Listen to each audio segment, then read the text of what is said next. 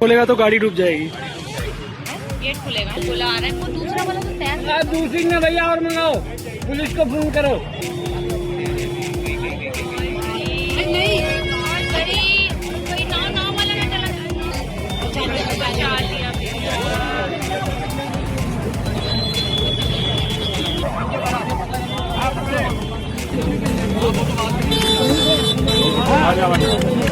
अपने स्क्रीन पर आप जो ये वीडियो देख रहे हैं, किस तरीके से बीच तालाब के अंदर गाड़ी पानी के अंदर डूबते जा रही है। आसपास किनारे पर लोग खड़े हुए हैं, कार पानी में तेजी से डूबे जा रही है और इस कार के अंदर हैं शुभम तिवारी। वो अंदर फंस गए हैं, खुद को बचाने में असमर्थ हैं। वो अंदर बेहोश भी हो जाते हैं, हिलडुल भी नहीं पा रहे हैं। इसी बीच फैजल बिना देर किए अपनी छोटी सी नाव लेकर तालाब की ओर रुख करता है। बिजली की तेजी से वो तुरंत पानी में कूद पड़ता है और डूबती हुई एसयूवी तक वो पहुंच जाता है। फिर क्या हुआ, कौन था फैजल और क्यों गाड़ी पानी के अंदर गिरी, ये पूरी कहानी हम आपको बताएंगे। आखिर तक बने रहिए और इस चैनल को सब्सक्राइब जरूर करिए। दरअसल तालाब के किनारे डर, अफरा तफरी और सांसें थाम देने वाला वो पल जब पानी में डूबती एक कार को देखते हुए भीड़ सिर्फ ये सोच पा रही थी कि अब इसे बचाएगा कौन। कार गहरे के अंदर जा रही थी और खिड़कियों से पानी अंदर भर रहा था और अंदर फंसा ड्राइवर मौत के बिल्कुल करीब पहुंच चुका था। लेकिन इसी बीच वहां कुछ ऐसा हुआ जिसने इंसानियत की परिभाषा बदल दी। पीलीभीत के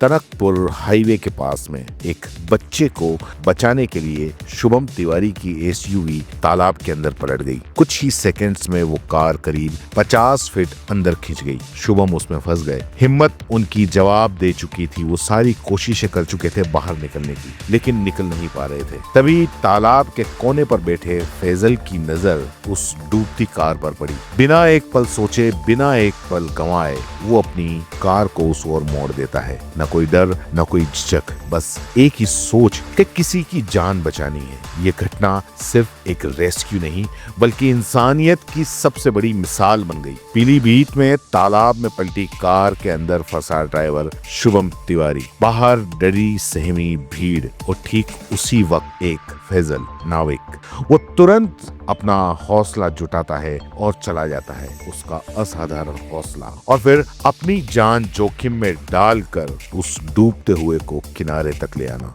इस पूरी घटना में 3 बातें बिल्कुल साफ हैं और वो सबको समझनी चाहिए। सबसे पहली कि मुश्किल वक्त में इंसानियत हर डर को मात दे देती है। दूसरी, हीरो कहीं और नहीं बल्कि हमारे बीच में होते हैं। और तीसरी सबसे बड़ी बात, मजहब, पहचान और फर्क सब उस पल मायने खो देते हैं जब सामने सिर्फ एक डूबती हुई जिंदगी हो। ये पूरी घटना ये दरअसल उन लोगों के मुंह पे तमाचा है जो बहुत बड़े बड़े वादे करते हैं धर्म बचाने के। हिंदू संगठन और ये जितने भी जो बड़े बड़े सूरमा बने फिरते हैं, किसी की दाढ़ी खींच ली, किसी को जय श्री राम बुला दिया, उनके लिए ये मुंह पे तमाचा है कि एक मुस्लिम युवक बिना ये कुछ सोचे कि सामने डूबने वाला कौन है, किस धर्म का है, वो अपनी जान तक दांव पे लगा देता है और उसको बाहर खींच कर ले आता है। आसपास खड़ी भीड़, उसकी आंखें नम हो जाती हैं, तालियां बज रही हैं और हर चेहरा सिर्फ एक बात कह रहा है,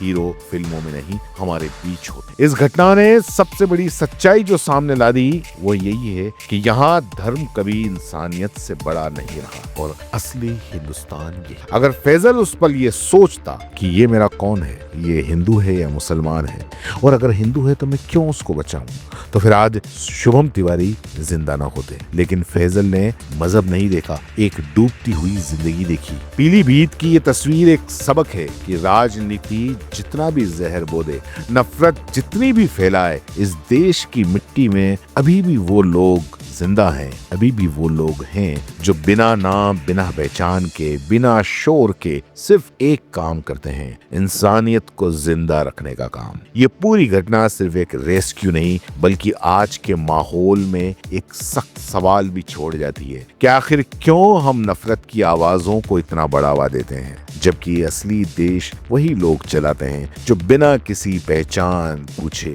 किसी की जान बचाने के लिए अपनी जान पर खेल जाते हैं। फैजल ने तालाब में कूद कर ये साबित कर दिया कि इंसानियत का रिश्ता न जाति देखता है, न मजहब और न ही राजनीति। असल ताकत वही है जो किसी डूबती जिंदगी को किनारे ले आए। पीलीभीत की ये तस्वीर याद दिलाती है कि चाहे कोई कितनी भी जहर क्यों नहीं फैला दे, हवाएं चाहे कितनी भी जहरीली क्यों ना हो जाए, ये देश उन आम हीरो की वजह से खड़ा है जो मुश्किल वक्त में फरिश्ते बनकर सामने आते हैं। फिलहाल इस वायरल वीडियो पे आपका क्या कहना है? नीचे कमेंट बॉक्स में कुछ कमेंट आप इसके लिए जरूर लिख के जाइए।